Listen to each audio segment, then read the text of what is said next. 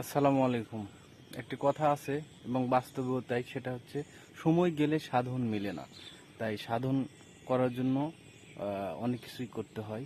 তা আমি একটা সাধন করার জন্য অনেক দিন থেকে একটা সাধনা করতেছি। সেই সাধনা পূরণের লক্ষ্যে আমি যাচ্ছি। এমন একটা পথ দেখেন, সেই পথ দিয়ে আমাকে হেঁটে যেতে হচ্ছে।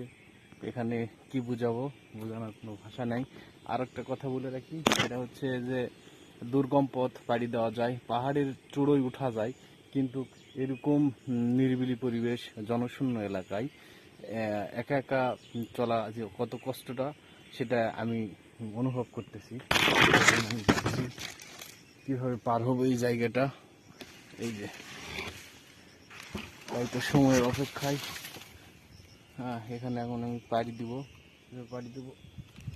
এই যে পার হয়ে চলে আসলাম, তারপরে জনশূন্য এলাকায় যাচ্ছি।